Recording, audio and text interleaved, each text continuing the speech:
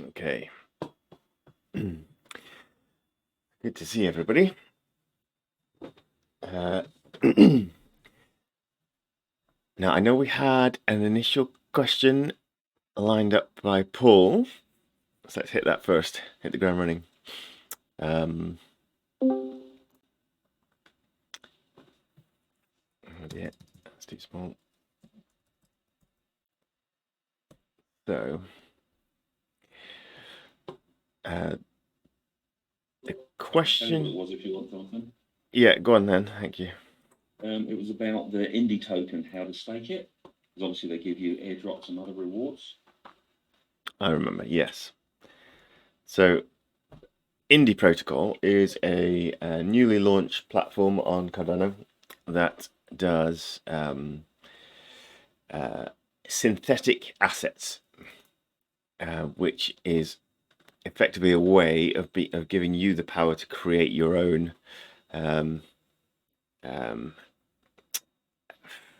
synthetic assets. So it's like it's a entity that you can sell, trade, move on, a bit like any other cryptocurrency. So if you wanted to create your own stablecoin, which is what everybody wants to do on Cardano, Indigo Protocol have allowed you to do that. So you can effectively now create an IUSD. Is that I think that's the one they've called it. So like you've heard of stable coins like USDC, USDT. On Cardano now, we've got some new stable coins turning up, or some stable coins turning up for the first time. One of them is this IUSD. And what it'll let you do is provide collateral. So you'll take some of your existing crypto holdings. They may be a bit more volatile or not going to see returns on them for a long while. So that could be ADA, for example. You might say, well, market's at the bottom. I want to actually have some Bitcoin that I could be using, or some USD equivalent that I can behold, and using that as stability in some other pairings, maybe on exchanges or something like that you want to be earning income from.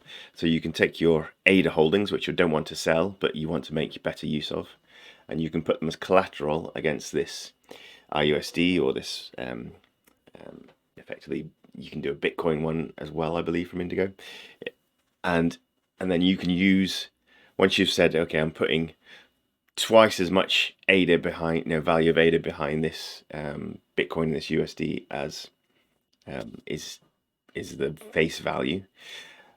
You can then use that to take elsewhere. So it's a really innovative way of being able to allow the individual to provide the collateral for their own effectively stable coins, or more stable tokens. So you're not spending your ADA. You're just sort of saying this is backing that.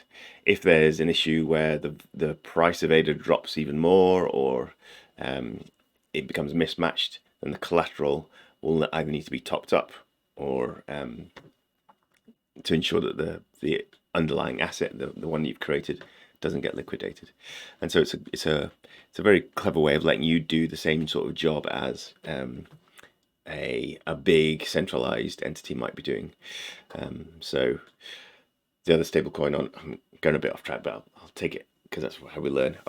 The other stablecoin that's coming into the ecosystem in the new year is USDA, which is the first sort of one-to-one dollar collateral backed stablecoin in Cardano. So it's pretty much the same sort of approach as the one-to-one collaterals backed dollar equivalents out there like USDC. So in Ethereum you've got USDC. In Cardano now you'll have USDA, and that's being released by Emergo, which is the you've got Cardano Foundation, IOG, and Emergo are the three sort of original private entities that create the tech. IOG creates the tech. Cardano Foundation manages the treasury and is community owned, effectively.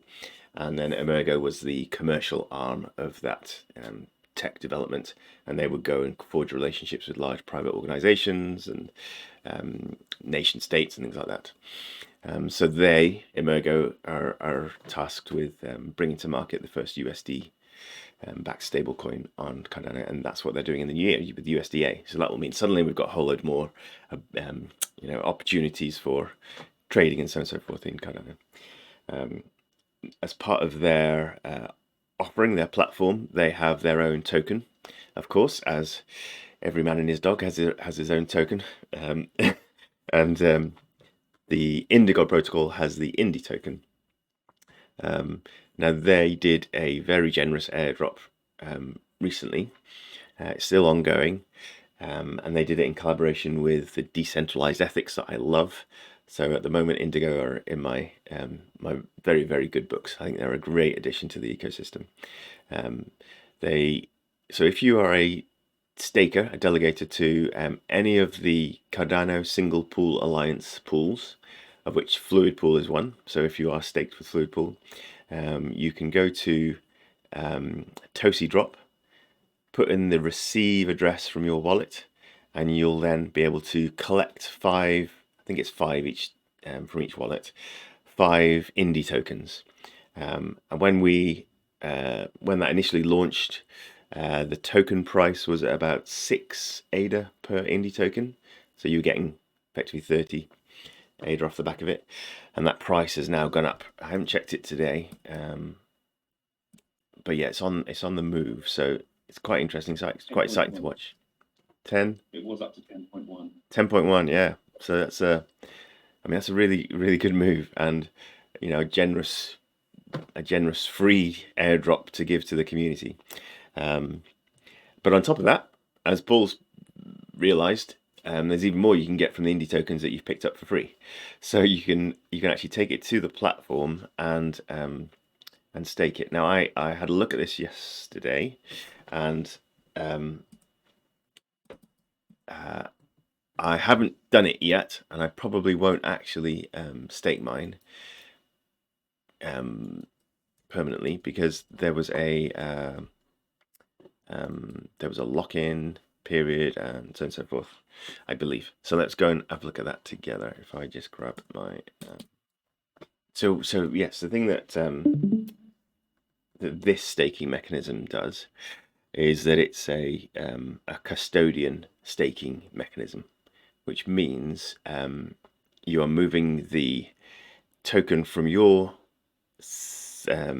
self-custody wallet, which is Eternal, Yoroi, Nami, any of these wallets, and you're effectively giving it back to a smart contract that is owned and managed by Indigo protocol, which is fine, but it's something that you have to think about. So with any, a lot of the reason why we're into Cardano is because, and we're paying all this price and we're sacrificing all these hours in learning about the system, is because of the advantages it brings in terms of self-custody of your holdings. So instead of it being on a centralized exchange, we've made the effort to learn how to move it from one single owner holding your wealth for you into you actually being in control of it, and you taking responsibility for it, you risking it if you forget your keys to your safe, but actually it's yours. Nobody can take it off you. It's not in the hands of a bank manager, it's not in the hands of a private company, and so that is an expensive activity to take on board, but I think that's one of the most worthwhile things we can do as a society at the moment. It's because it's going to remove the power from the centralized entities where we do see issues, especially in crypto, because it's a raw, unregulated space at the moment. You've all heard about the FTX debacle. The large exchange has gone down, and I won't go into that at the moment, but I've got lots of strong feelings around that situation. And so we need to get away from that, where we're giving people control of our money to look after it for us, to give us a return on that money or something like that, to actually, let's hold it ourselves and still make money off it. and that's effectively doing what the job a bank should be doing for us, and is doing a very bad job at the moment. So once I've made that effort, once I've taken that step, I now want pretty much all my holdings to be self-custodian. So I, I like to keep things in my wallets so that I can then, I know where it is. I know I don't have to worry about it as long as my procedures are correct. No one else can steal it from me. So any time I'm moving it away, I do want to stop and think for a week or so before I commit to it. However, this Indigo protocol does offer a staking mechanism. I haven't seen the rates of return or anything like that yet, but it's certainly an interesting thing to look at. So in Indigo, anybody who's not familiar with Discord streaming, then when I share my screen, there's an additional chat window that pops up. So sorry, not chat window. There's an additional screen within the chat that's the screen share. So you'll still be able to see faces as well as a screen share, but you do have to click on it if you want to see it full screen. So you should be able to see the Indigo protocol website now. So once you're here, you can just launch app, and that'll take us into their decentralized application. We call it a decentralized application because it allows you to connect your decentralized wallet to it. It doesn't necessarily mean that all the code is running on chain. It just means that the things you'll be interacting with are with your wallet, and most of the time it is directly with on-chain transactions. So I'll just check my wallet. So I think I've got them in my staked ADA wallet. Just check my tokens here, see if I've got them in the correct wallet. So this is Eternal wallet. Yeah, they're my Indigo tokens. I managed to collect 5 sets because I had 5 different wallets staked to Fluid Pool. And so I'm now going to connect my DApp connector, which is this plug up here. It goes green, and that means that this wallet, this staked ADA, can talk to decentralized applications. So when I go back to Indigo protocol now, I can connect my wallet, choose. So they've got terms and conditions. It is worth reading through those. I haven't. And a privacy policy. It is worth reading that. Again, I haven't.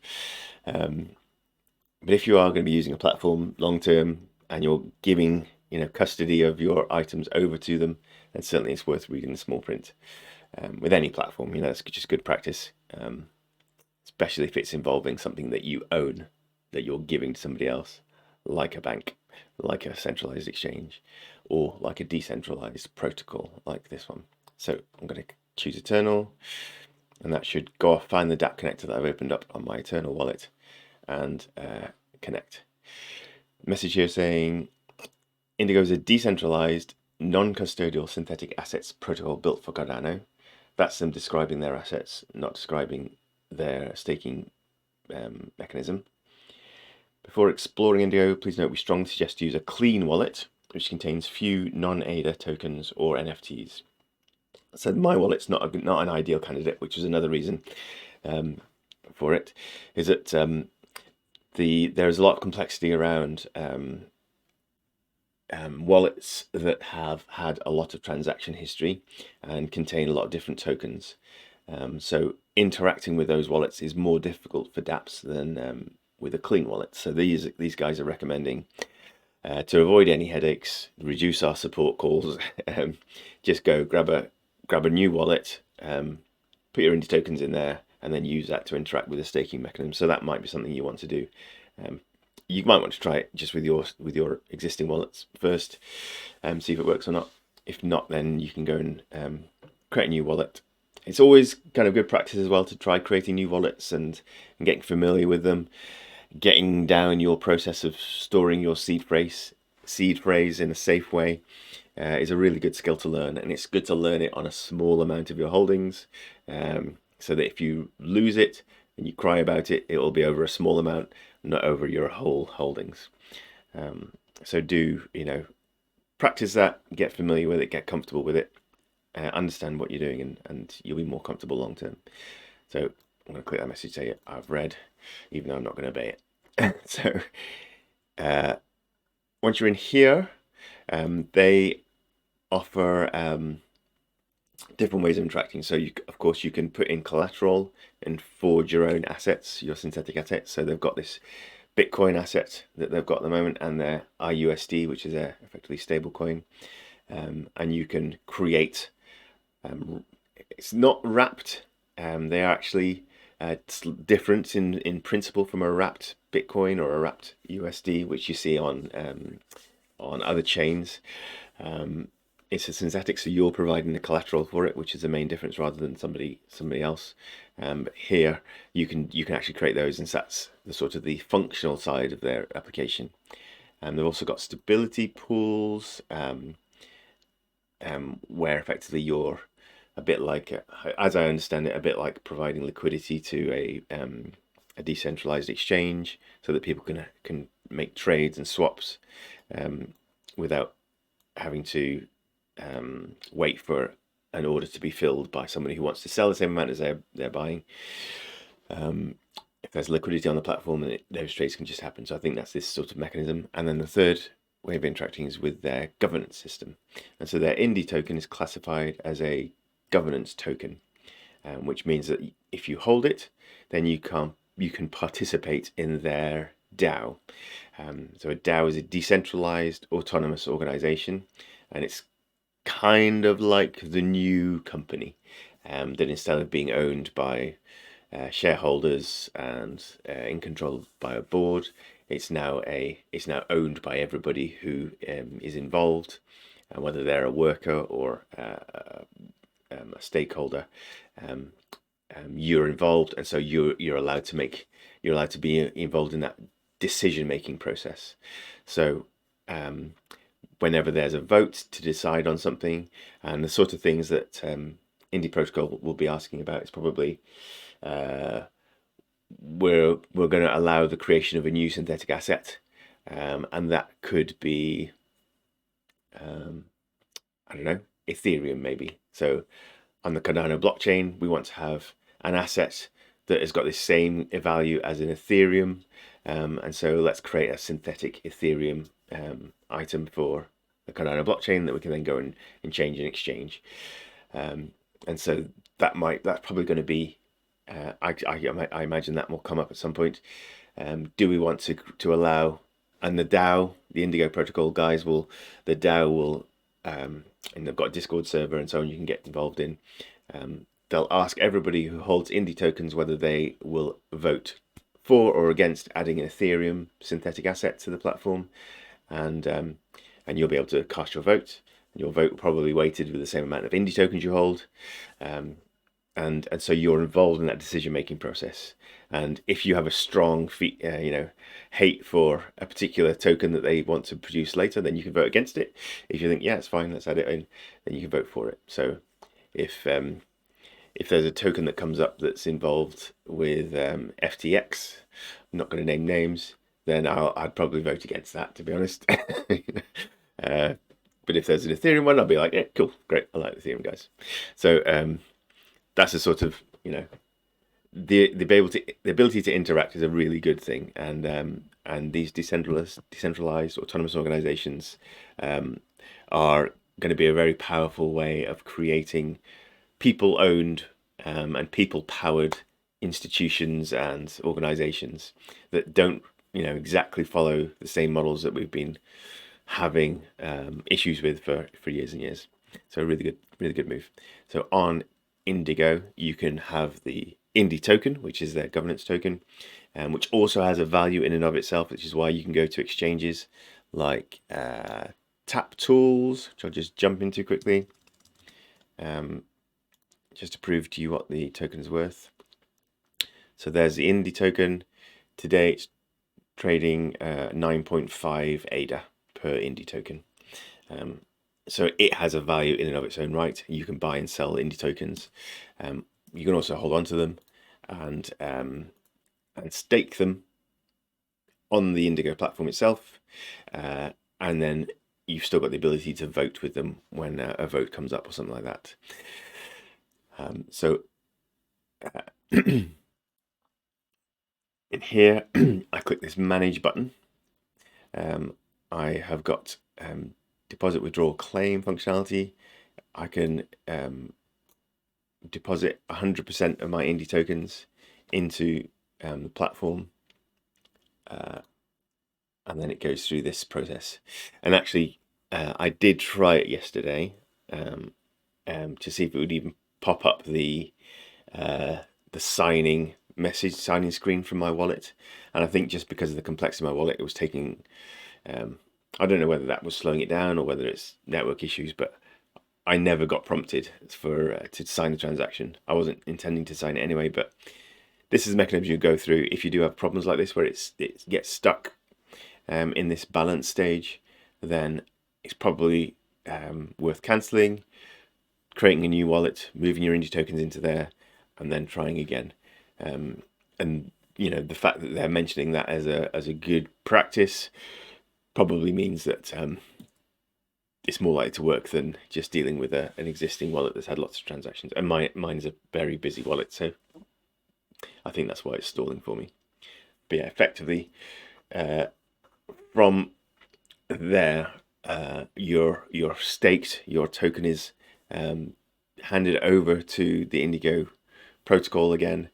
You're still assigned the rights to it, but it's actually sitting within the custody of this smart contract. So you're not holding it yourself, but off the back of giving it to them to hold, which means effectively it's locked, you are then given additional INDY tokens as sort of interest, like you would from a bank account or something like that. And so that's a way of increasing your holdings. If you do plan to hold on to them long term, then it could be something, you know, well worth considering. I don't know what the rate of interest or anything like that is, but yeah, that's what Paul was asking about. So that's the way to do it. Thanks, Jonathan. Did you say there's a potential to get more as well? Only in terms of earning interest on it. But yeah, if you have wallets that are staked to Cardano single pool alliance pools, which I think there's a list on I know there is in GitHub. Can't actually remember their domain name. I think you can just, yeah, singlepoolalliance.net. That's the guys. So if you've got other wallets that you've already created and got involved in ISPOs or anything like that, if they're still delegated to a pool that is on this list, any of these pools, then you can take that wallet, go to Taptools, and claim your additional 5 INDY tokens.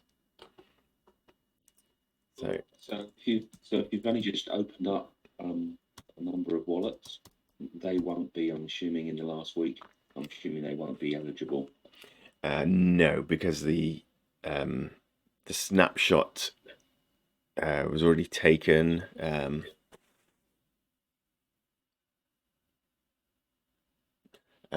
Yeah, and regardless, as soon as if you create a new wallet, it takes you at least. So if you open it up in the middle of one epoch, 1 5-day period, then the following one is not considered staked to that wallet, but then the one after that it is. So you can see that represented in Eternal. So on the summary page for Eternal, if you're changing stake pools, or have I got a wallet where I've just changed stake? So let's have a look at this. This is my extra small stake pool rotation wallet, and it lets me, it's part of the commitment to supporting small pools. I rotate this 3000 ADA across a group of pools every so often to help them mint their first blocks. So we've benefited from it in the past, and off the back of that we minted like 4 blocks, I think, in total, because we received everybody's delegation at one point, and then it flowed back out again, which is why we've ended up with a drought for the past 10 epochs or something. But we have minted oh yeah, that was the good news. We minted a block, yay! we're still minting. All the tech is working fine. We minted 2 blocks now post Vassal hard fork, but we have had a big empty period because we did have a delegation massive rise and then drop right off again after the rotation moved on to the next pool. But yeah, now with the amount of stake we have currently, we should be minting every 10 5-day periods, something like that. In fact, the email I got this morning is a way for us to really change the game and be able to get those every 5 days, or 90% of those 5 days. So that should be kicking in for the new year, it looks like, which is very exciting. But I'll go into more detail once I've got my head around it, signed some paperwork, and got things in place. But there's an opportunity in there for delegators to the pool as well to earn some additional tokens. So I will keep you informed. So here, I've been staked to, so at the moment we're staked to 777, the rotation staked to pool 777. So they are part of the extra small pool alliance, and they're part of this rotation, so they hand their ADA around and about. So their delegation, I suspect, normally sits around 100,000k, a bit like ours. When the rotation is going to them, they've got 660,000, which means they've got a much stronger chance of minting blocks for that period, which is probably about 4 epochs, something like that. So you can see, actually, I think I should be rotating soon, so I'll be swapping out soon. But previous to that, we were delegated to Sparkle. I was delegated to Sparkle. Before that, it was Obi, and then Upstream. So when that rotation comes round, I really redelegate to another pool.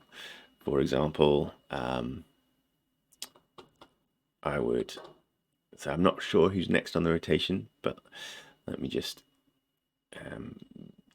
show the steps I would do to stake somewhere else. So if Fluid Pool was up for the next rotation, I'll come to the staking tab. Am I sharing correctly still?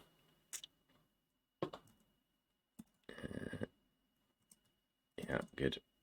Come to the staking tab. Type in the pool I want to find, the ticker for the pool I want to find. So our ticker is Fluid, and then you can see there's Fluid Pool. Or another single stake pool operator like CSPA ones. So we had the list of them up here. If I wanted to find, we don't recognize off this list, quick scan. Blade, that's a almost fully saturated pool. The guy's name is Conrad. He's behind the ADA handles. So say if you delegate to Blade pool, loads of stake, be minting very regularly, but also making a lot of money off the pool, which is great. That's where we want to be. But he'll be around for a long term. Heffy pool, I met him at the Cardano Summit in London. So let's have a look at Heffy. We're going to switch to Heffy pool. Search here for Heffy. There we go, Hephaestus pool, and then you would just click that delegate button. You'd be asked to put in your spending password, and it'll cost you 0.17 ADA to change delegation.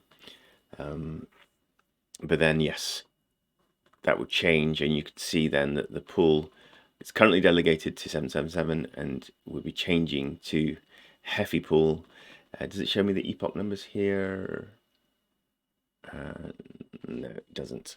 But if I go back to the account page, then here you can see my current epoch is 379 and we're delegated to 777. The next one is 380 and that would still be on 777. So even if I change now, it's still be on, the next one still be on 777.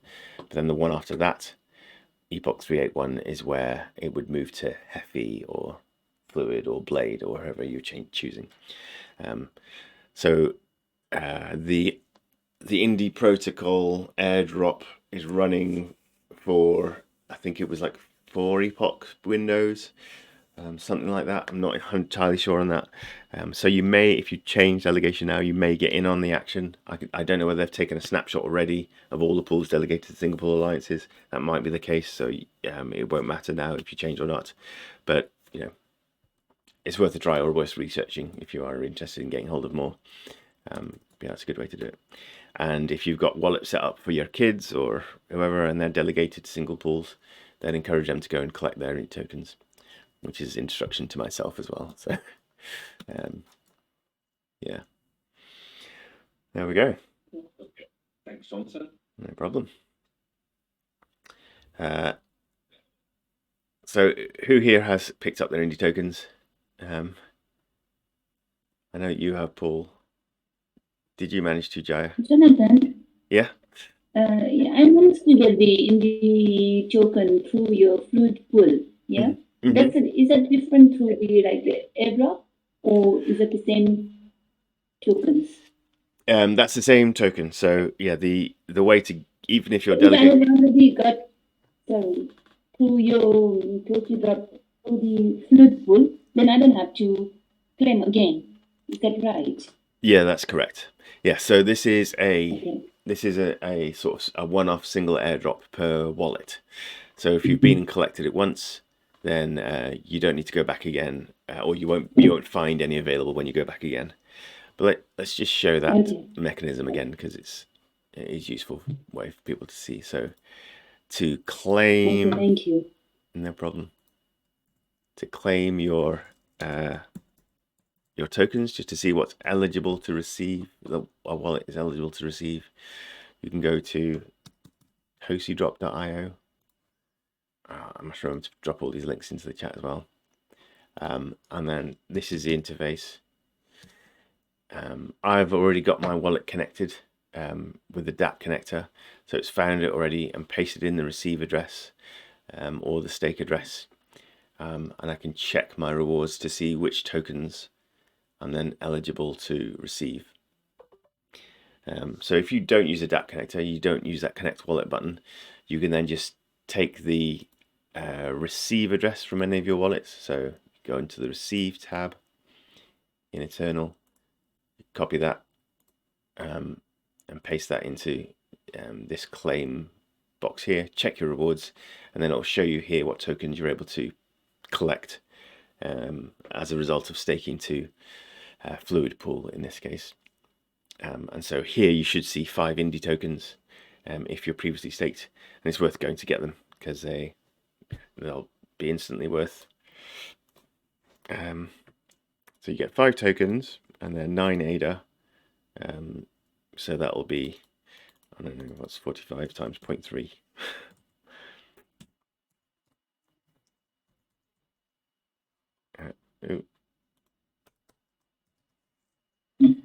About £5.40, or I don't know what the dollar price is. Or maybe that is dollar price, 5. Yeah. Anyway, it's worth getting hold of some.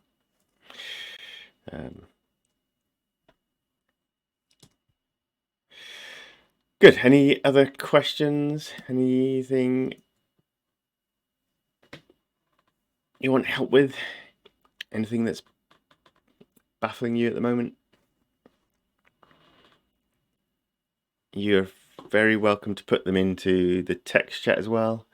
If you are on Discord, if you go over to the Hangout channel, at the top of the Hangout, there should be 3 icons when you hover over. One of them is the open chat window.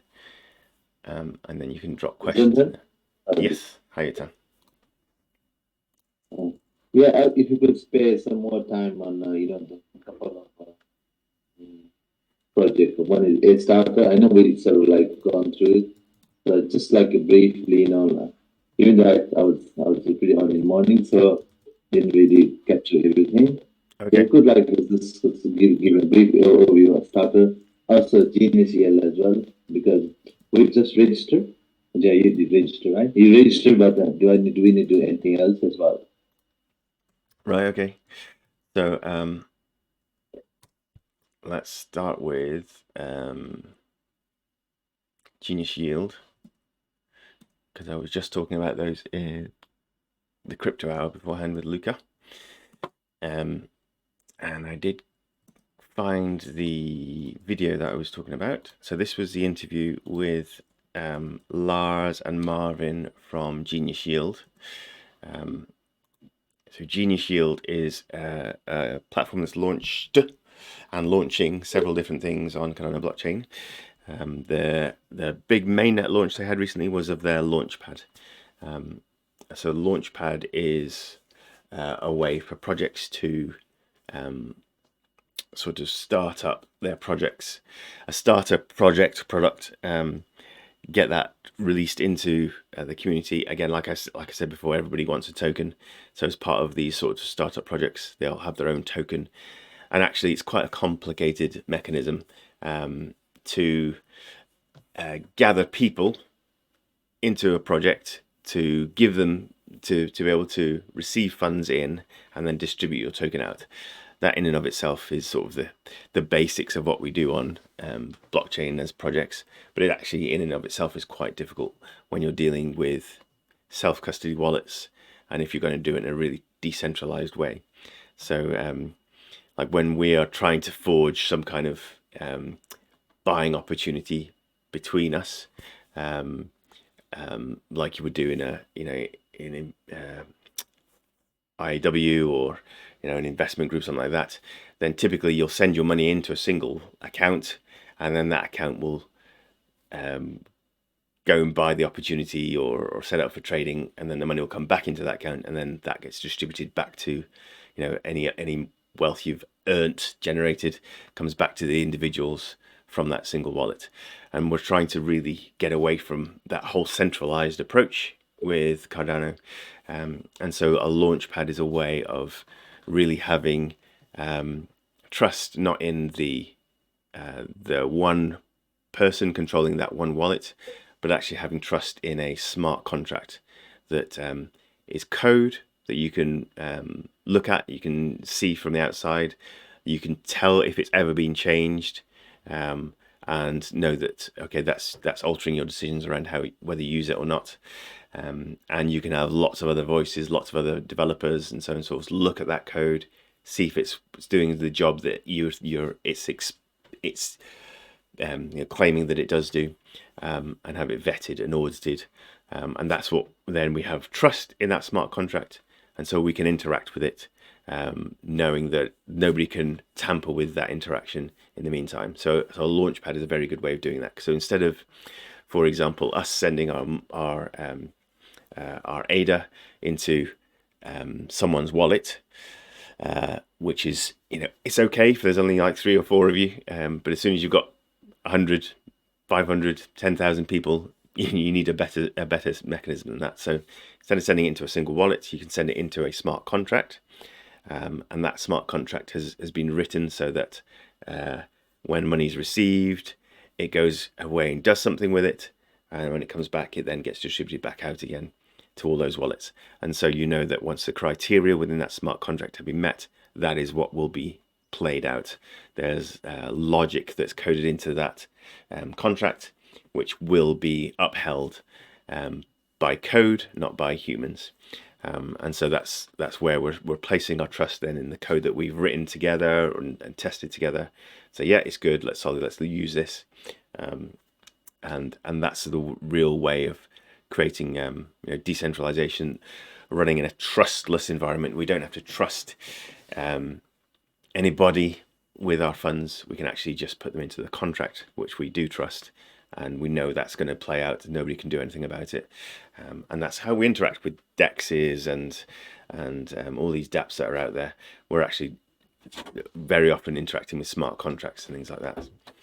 So in this case, a Launchpad is a really good example of how to do that in a decentralized approach. In the Genius Yield guys, that's their first product that they launched.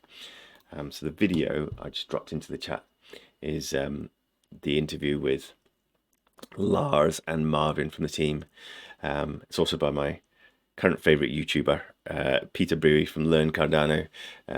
He's just a really down-to-earth guy, works really hard on his YouTube channel, does learn every time he does an interview, asks clever questions, and you know, doesn't cut people off. He's not rude, and yeah, it's just good. So a real good combination of very big brains being interviewed by a very keen questioner. He's coming much more from sort of opposite. He's a stake pool operator as well. He's very technically savvy himself. He has his own Cardano tools that he distributes, Cardano Press. But yeah, that's a bit of a plug for them.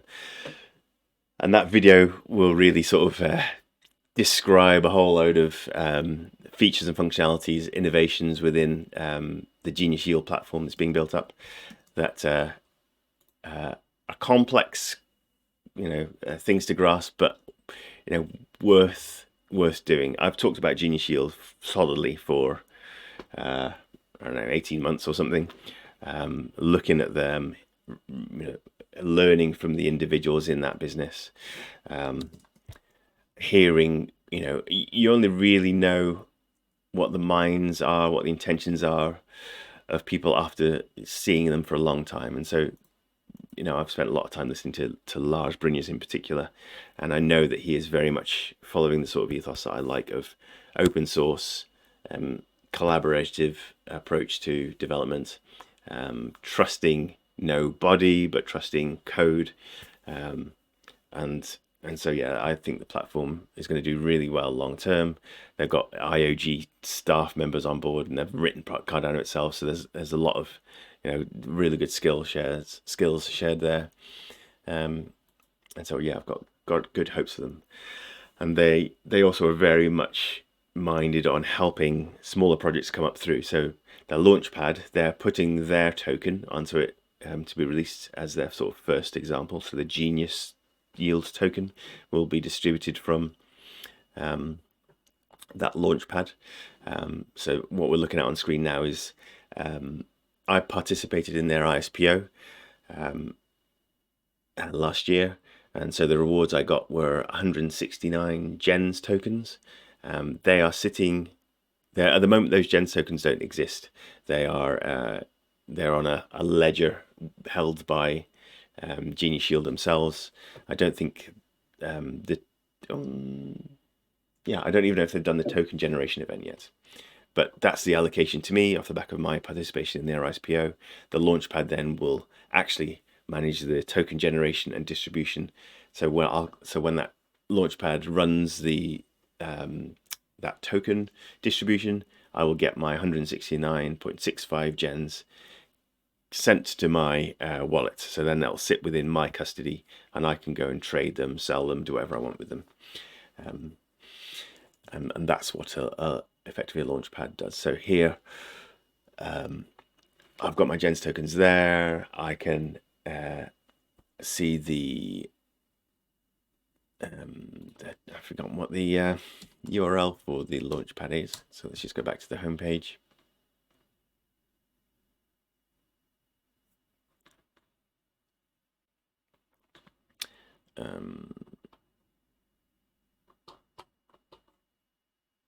Oh, maybe it's Genius X one. I didn't think it was. It might be there. Let's try it. Go to Launchpad. So you have to come here first, and then you can go to the Launchpad.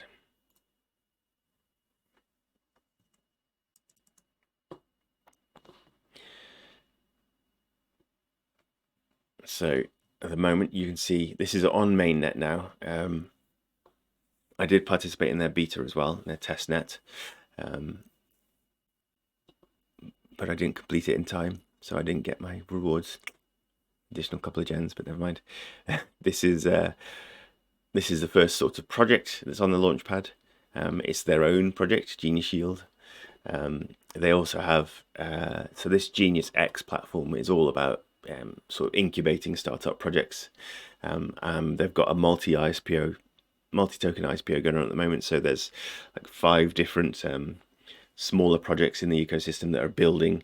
Genius have been nurturing and incubating them through that development process.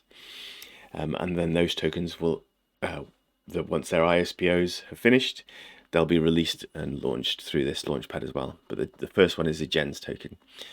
So the date for launch is actually for the public sale of the token is going to be the 17th. So anybody and everybody can then go in and buy the gens token from the 17th. If you participated in the ISPO, they've got 3 rounds before that of private sale, effectively.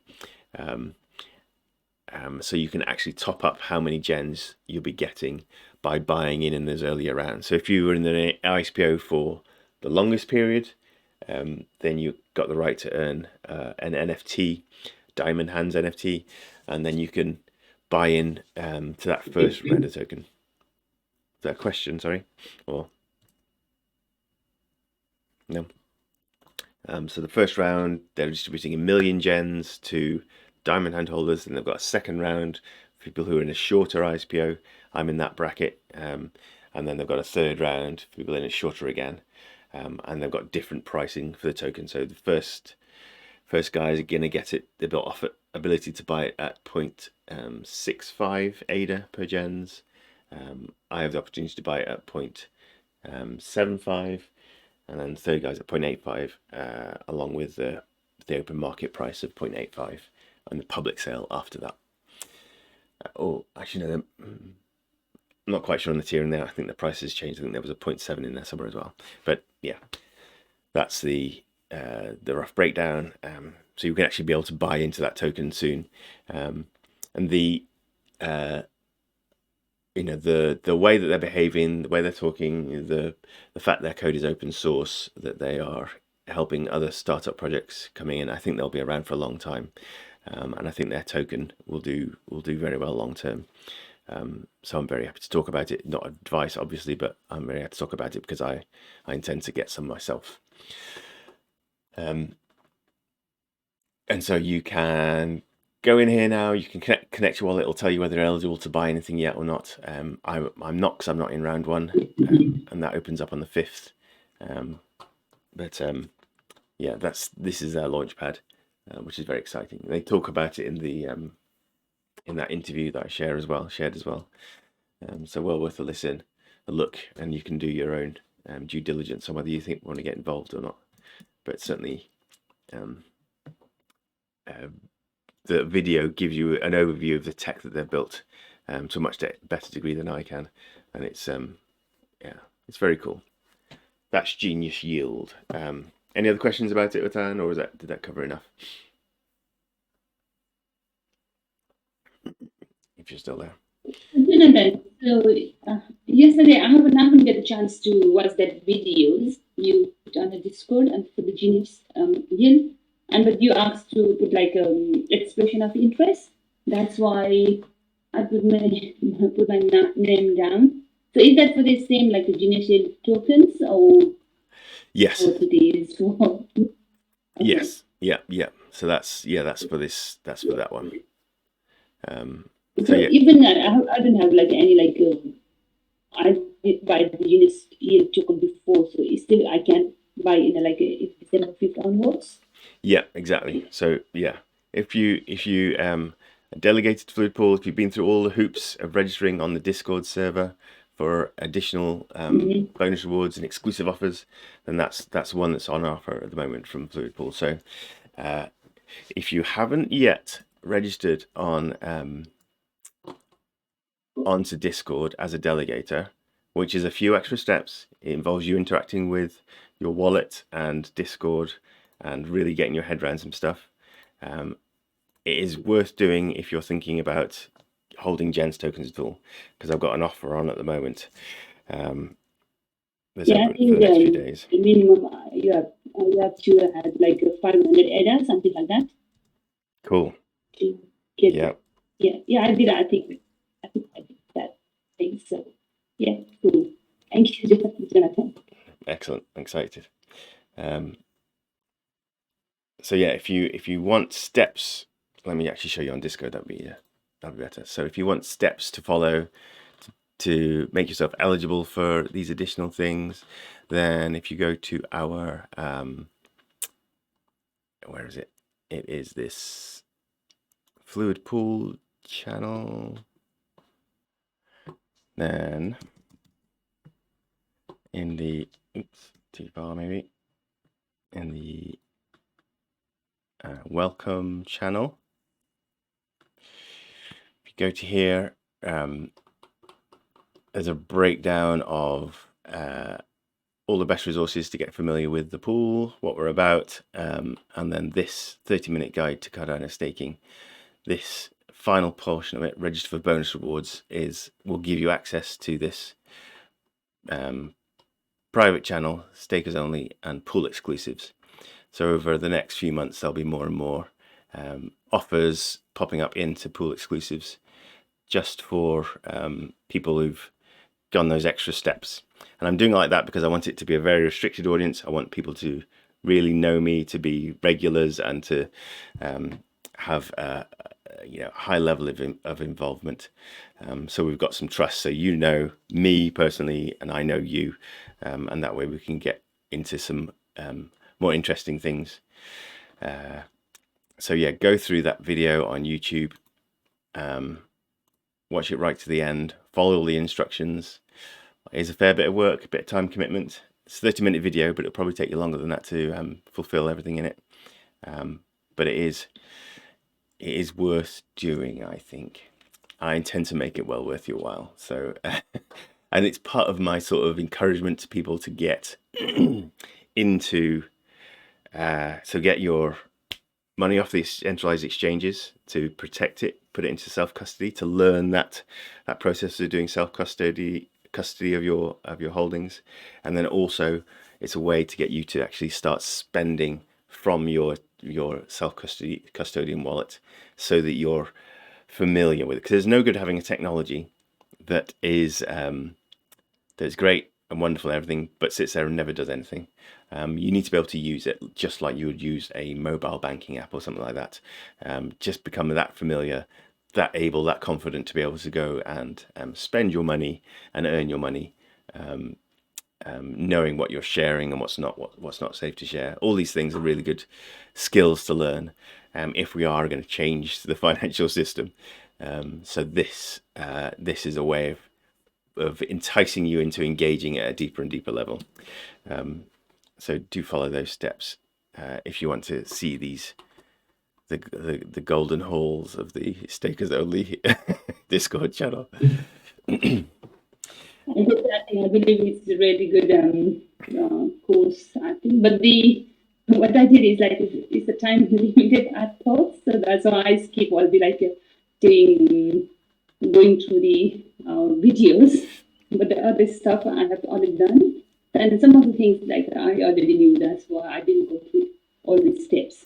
I just did the forms. But I will watch later, Jonathan. Thank you. Yeah, no, you're fine with it, Jaya. You've got it all down pat. You're well ahead. We've been going. I mean, all the content in there is just a condensed version of what we've been doing in these Cardano Q&A sessions for the past year. So it's just a one single place to get the bulk of the knowledge that we've put. So it's really good for newbies and anybody who's watching this on YouTube to go and get into that.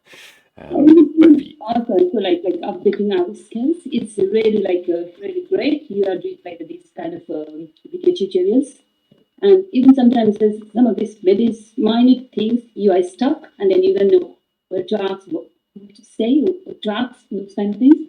Because of these kind of we put these video tutorial, all these steps, and that's really great for us. Even to update our skills and everything. Thank you, Jonathan. I'm really grateful for that. Thank you.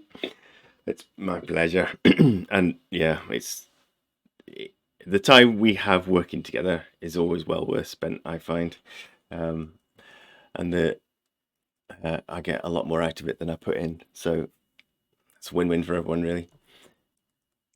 So the other opportunity that has gone out to, in collaboration with the IAW Investment Academy of International Academy of Wealth, is for Astarter, which is another Cardano project.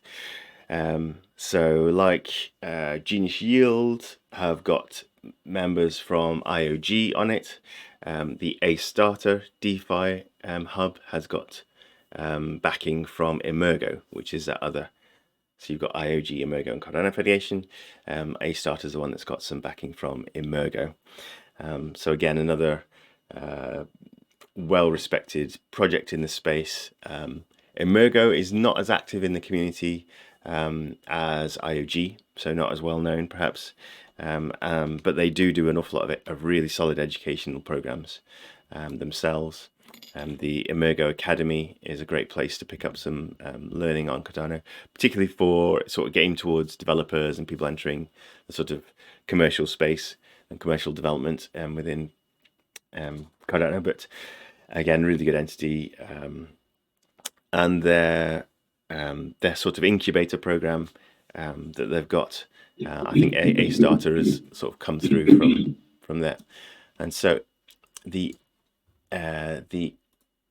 Astarter opportunity was the other thing that I talked about in a call earlier this week. Can't spell. And okay, let's go to the Gitbook. Start technical. So this is their sort of white paper, and you can see their tokenomics and so forth in here. They're not as polished as Genius Yield. You know, I'll be completely transparent and honest, and you know, as much as I can, particularly whenever there's sort of opportunities to get involved, I like to, you know, say it how it is. I do like the guys that I've met so far within the project. I don't know as much about it and haven't watched as much content from them as I have with some of the other projects I talk about, but you know, I have had face-to-face with with these guys. You know, actually been in the same room as JC at the Cardano Summit. So that obviously accelerates your ability to gauge the heart behind projects. They have ambitions. They have code on testnet. They don't have anything launched on mainnet yet, but it's coming. And so as part of their sort of ramp up towards launch, they're really starting to engage the community. They're looking at, you know, these projects do sort of fundraisers where they give investment opportunities. And most of the time, the way I see that is a way for that company, that project, to get hold of more cash so that they can do more development. That's the way it typically works in the crypto space. With Astarter, it seems to be a little bit different. Their sort of opportunities that are open up for investment are more to do with creating engagement and awareness than actually raising cash to do any development with. So their sort of development has all been done with other funding, and this now opportunities for investment seem to be much more about, well, this is a way for you to get in early into our project to invest, to get some of our tokens at a you know, pre-launch price, and you know, hopefully to benefit from their success. So I really like that approach. I don't like hard sale, you know, before you've even released anything or shown proof of concepts. I've tried out their minimal viable product, which was on testnet, excuse me, and that was you know, that was fine. That was, you know, a good little product. Again, not as polished as some of the other products I've seen out there, but they're not as close to launch as Genius Yield, for example, or you know, other ones we talked about today. But they have these ambitions for a launchpad, again, a bit like Genius Yield. So that whole distribution of tokens mechanism is very important, getting that right. Having ways to support other projects is really good. So, you know, creating an ecosystem where they've got their academy graduates coming through to their launchpad and projects like that is again really good. I like that approach. They have their DEX, decentralized exchange, where you can do token swaps, so you'll be able to trade. Again, they have some innovations. They talk about their technology a little differently to some of the other projects I've been watching as well. I don't think they've got technical people who are able to communicate their abilities as well as some other projects. Now that is a common problem in really good developers. You know, they tend to be quite different skill sets. Being able to communicate and do technical writing and really explain what you're building and the innovations there and how it connects to markets is a different skill set to being able to create really good, clean code that does what it's going to do, that's trustworthy. And so some projects are blessed with having people who are able to communicate really well as understand the code. Others don't, and I haven't really heard from. And also, I think there's probably a language barrier there. The Astarter crew seem to be, and Emergo themselves are in fact quite heavily weighted towards the east. So the Asian markets tend to be where their developers come from and their talent pool is, as opposed to like Genius Shield very much Europe and US based. So there's always, you know, harder to do due diligence on some of the projects that are coming out of these. But I tell you what, there are plenty of you know, there is no bias in terms of intellect in the human species. It is dished out right, left, and center, and so there are massive brains in Asia building that I know nothing about. It's just a, you know, some utopian future where we'll have AI interpreting everybody's words perfectly between languages, but we're not quite there yet. So it's harder to do due diligence on, but I do really like the project and what I've seen so far. They have a money market, which is something that's quite interesting. The ability to sorry, not the money market. So the money market is like a lending and borrowing platform, again, which has been out there. There's Fluid Tokens, which is a lending borrow platform for NFTs. There is Ada.finance, AADA. They have a full-blown lending platform. So if you want to borrow NMaker tokens, you can put Ada in and get NMaker out. And then, you know, over a period of time with interest rates and so on and so forth, that sort of mechanism is what they're building out in their Astarter's money market. And then also they've got this tech service, which is something we haven't seen much of yet, which will be a way to interact with, particularly with oracles. So for any real world utility for a lot of this technology, we need ways to be able to have coding access to real world mechanisms and charts and goings on. So if somebody buys something in a shop, then that information needs to flow through to the blockchain and the applications that are running on the blockchain in some way. So if we want to find out when when something is selling particularly well on the high street, or somebody's giving a load of money to charity, that sort of information is really valuable to come back on chain, so that we can then alter pricing or change direction of trades and things like that. And so the broad overarching name for that sort of realm of space are oracles. So oracles really provide that that connection between off-chain activity and on-chain. I'm fumbling a bit over a good application of it, but say it's and it's not just, you know, real physical tangible things, although it tends to be tied to that, but it could be other markets as well. So say we've got gas prices fluctuating massively. If crypto DeFi is actually going to be able to interact with the price changes in a gas market, we need to have an oracle that'll feed through data between these two ecosystems so that they can interact in some way, shape, or form. So if somebody creates a crypto trade, you know, synthetic gas pricing, so people can mass buy and sell gas reserves, no nation states, and that's where we want to get to with, you know, with DeFi. Really, is actually we can have whole nations being fed by deals, trading, you know, utilities, gas, electricity, all these sorts of things can actually find a way to be used down the road. And so to do that, to get to that point, we need this examples like this tech service from Astarter that will really bring on off-chain data and make it accessible for on-chain activity. And that is something they're working on building out as well, which is very exciting. So again, big ambitions.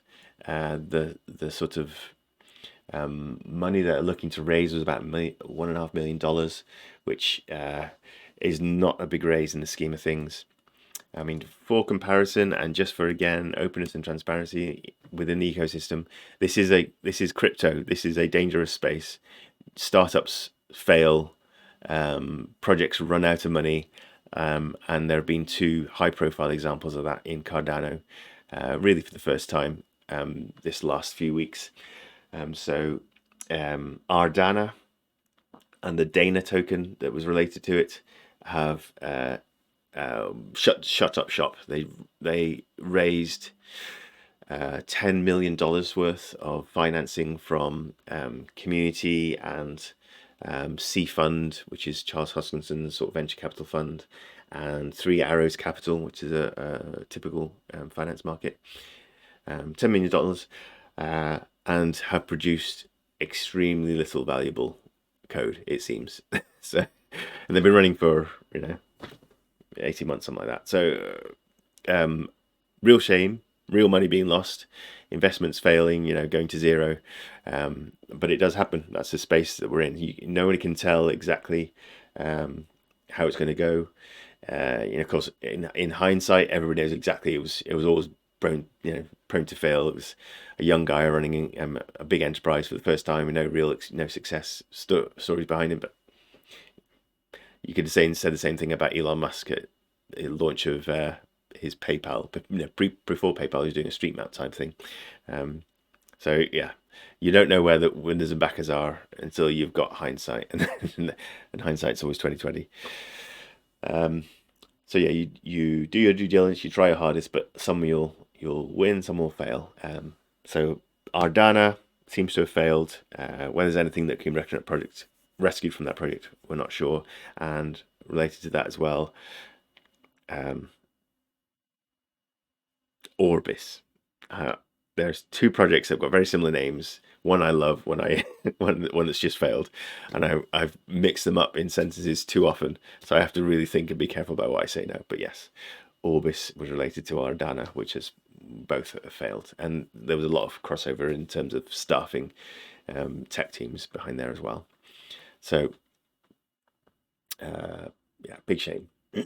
But Astarter is looking good. They're only raising $1.5 million in comparison. So to me, that doesn't seem like a large enough big budget to build out any of this stuff. They've got additional funding elsewhere, but it's more a way for the community to be able to get involved and interact. So I do like that. Also, other good signs about Astarter that I like the look of is that the Extra Small Pool Alliance was consulted. Some of the guys behind the Extra Small Pool Alliance, which are a very decentralized minded organization. Alliance. A couple of guys in there, Vahid from Ada for Good, who I've spoken about before. He's got a approaching saturation pool, single pool operator, just done a very good job of marketing his stake pool. He's very generous with his time, with his he helps other stake pool operators out, and he's a really good, really sharp-minded guy from the finance space as well. So really understands tokenomics and technology and how it can apply and make a difference to markets. So a good guy.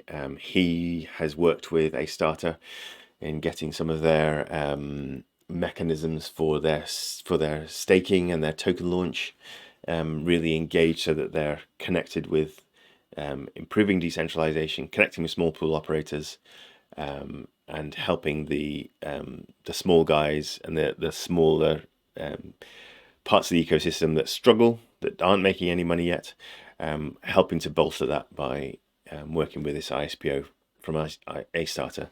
So as they've done that consultation, I think that's a really strong indicator of their mindset and their approach. which is really good to see. They've also got, I think, Apex Pool, guy behind that, George, is very good technically. Is a developer and systems architect, and so he's been helping with some advice in that regard as well. And you know, any time that a project is interacting with people in the community that I know and have experience of, you know, that's one connection closer to getting an impression of their ethos, which is great. And so yes, in collaboration with IAW, Luca in particular has been instrumental in forging this relationship. He was at the London Summit with me, and while I was being interviewed on stage about the small minutiae details of stake pool operation, Luca was having discussions with other guys in the room, and so had a great conversation with JC from Astarter, and was talking about me and the stake pool and what we're trying to get done. And so Astarter, and I had applied to Astarter previously, but didn't manage to get involved. But now, actually, with that physical contact, we managed to get involved. So it looks like, very likely, you know, that Fluid Pool will be one of the ISPO pools for Astarter, which means that as a delegated to Fluid Pool already, you'll be receiving some free AA tokens, which is you know, a really good asset for the pool. But then also we've got access to this pre-sale opportunity as well. So if you're in IAW, then you'll have access to the video where we had the Astarter team come and really talk through what the opportunity was and whatnot. Any questions that came out of that you think I can answer now? There is a good, you know, overview that JC did for us of what they're about, what they're trying to get done, and the opportunity is pretty solid. There's been a very good indication of interest from the community so far. So if you are thinking about it, then yeah, talk to people, because lots of people have said yes, they're up for it. So it's always better to do due diligence as a group. There is a risk of kind of group think where everybody says, "Ooh, jump on the bandwagon," but so don't do that. But you know, do probe, do ask questions. If we've got 20 eyes on Astarter and every end in a corner of their goings on, we're more likely to find positives and negatives that we can then share and make a judgment off the back of that. So yeah, I'm all about due diligence. It's good practice and shared knowledge, and not jumping on bandwagons. So yeah, any questions that do come up, post them in the chat, post them in Discord, post them on IAW. Anything you find that you don't understand, anything you find that's interesting, anything positive, anything negative, let's just get it all done together, and hopefully we'll get the best out of the opportunity. But yeah, I'm very happy to be a partner pool, certainly, and offer people their tokens for free, from what I've seen so far, and investment opportunities on top of that as well. Yeah, I'll be happy to help answer questions on it. Good. So anything else that's come up in this last couple of weeks that we wanted to cover, or is that about it? Could jump into my sheet, see what's coming up in the next couple of weeks. So yes, we have the Genius Yield token, which I've talked about a lot today. If you do want to be involved in that, follow that staking tutorial through to the end. That'll be a really good thing to do. You've only got a few days to do it, so really by Tuesday next week, you want to have done everything and got in touch with me and said if you want to take part. We have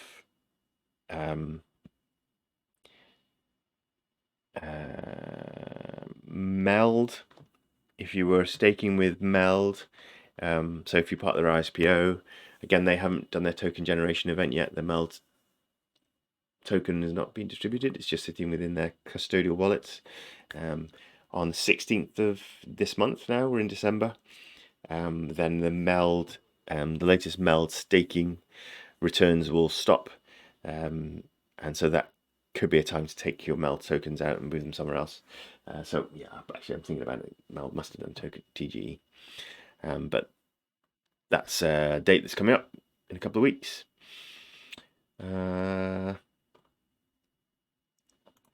The Muesli swap launchpad liquidity bootstrapping event, sorry, was I think that's coming. Oh, I can't remember how long it was running for, but I haven't put a date down for that. But that's one to have a look at. If you were part of that MLBE pool, then something you can be claiming rewards already and harvesting yield and things like that. And there, actually, one thing might be worth showing, because I've actually done it myself now, is on the Muesli swap platform in the MYIELD section. You can take your M voucher. No, sorry, you can take your MYIELD, which you earn from providing liquidity on the exchange, and you can stake it for 30 days. This is not connecting because I don't have the right wallets attached. Oh, I did do. Oh no, it's this one, isn't it? I forget. I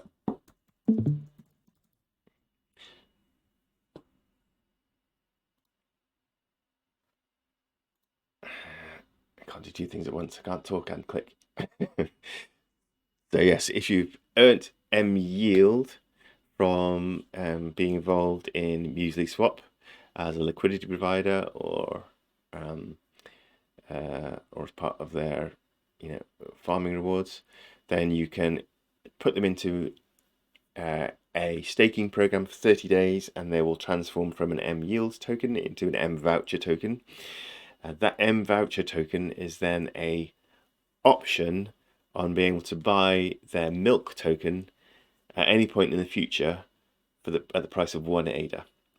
And at the moment, their milk tokens are worth 2.6 ADA, I think it is. So actually, you'll be spending one of these M vouchers and getting 2.6 worth. Spending 1 ADA but getting 2.6 worth. So it's already a multiplier there. And considering this is now at the bottom of the bear market, when the markets rise, the milk token, I'm sure, will rise up. And if you can always buy it for 1 ADA, the smaller cap coins always are more volatile than the larger cap ones. Milk token is part of this Muesli Swap platform, which has been around. It was the very first DEX to launch, so it's got longevity. It's got proven tech that they keep innovating. They're the first DEX aggregator. Very, very strong performance. So their milk token, I think, is going to do well. And in the next bull run, it will have a smaller cap than ADA, so its value will go higher, faster than ADA, I believe. Not advice, opinion.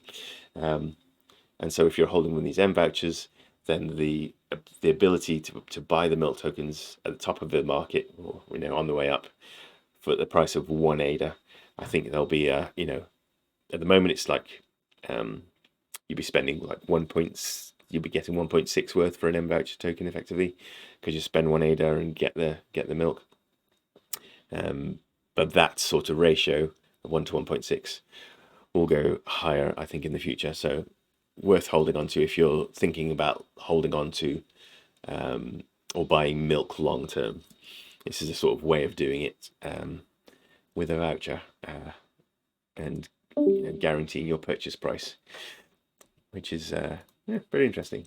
So I've actually converted some of my MYIELD. I've had them go through this 30-day staking period, and I've received the voucher into my wallet. And then if you want to actually execute one of those vouchers, you come into the Earn MYIELD. You can select, I've got 50 of them now. I can select one, and I could redeem it for 1 milk.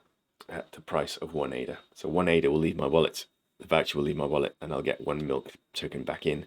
And one of those milks is worth 2.6 ADA at the moment, I believe. So double check that final thing. Milk is 2.7 now. So yeah, up again. So performing strongly at the moment. But yeah, there we go. And don't you need it? Is it 100, Jonathan? Is it 100? MYIELD. Get MYIELD before we can get 1 milk token. Yes, exactly. So once you've got 100 MYIELD, you can exchange it. You can stake it, those 100 MYIELD for 30 days, and then transform that into 1 milk voucher. So 100 MYIELD, 1 milk voucher, and 1 milk voucher will get you 1 milk token at 1 ADA. So it's quite a chain of maths going on there, but it is the, at the moment, it's proving to be the best return on your investment. So the best way of executing on your yield. Yes, here we go. Covered a lot today, I think. I did a lot of talking, more than I like to, but that's fine. / verify. Oh, I've got video going now. Where's that? Now we need to add it. Not more of me. Shut up. Good. Well, we've hit 11 o'clock pretty much, so UK time. So I think we'll wrap up there. Thank you for your time. Thank you for your attention. I will see you all next Friday. I'm going to do my last session, Cardano Q&A before Christmas on the 16th, and I'm going to take it up to the 16th. So that will be the last one. I think 16 will be the last one. I think that would be great, I think. Yeah. Yeah, we need some festive break as well, Jonathan. And you may need a break as well. Yeah. So, And then I won't. Almost for today. Yeah, it's a really fruitful today's sessions. Yeah, we really enjoyed it. Good. Yeah. Good. I'm glad. And then, yeah, I do take. Thanks, Jonathan. Very good. Pleasure. Good to see you, Dinesh. Yeah, so we'll take a break from the 16th Yeah, good. up until January. I did decide yesterday. I think it was the 13th. So I'll have a good 3-4 weeks off. But yeah, that just gives us lots of time to do some relaxing and cleaning our head of all this tech and detoxing a bit. Good. All right. Well, have a good week, everyone. Going here. Sorry, say again, Jaya. Are you staying here or are you going somewhere? Visiting someone. Oh, for Christmas. Not planning on going anywhere. My parents are joining us for Christmas this year. So yeah, I think I'll be around.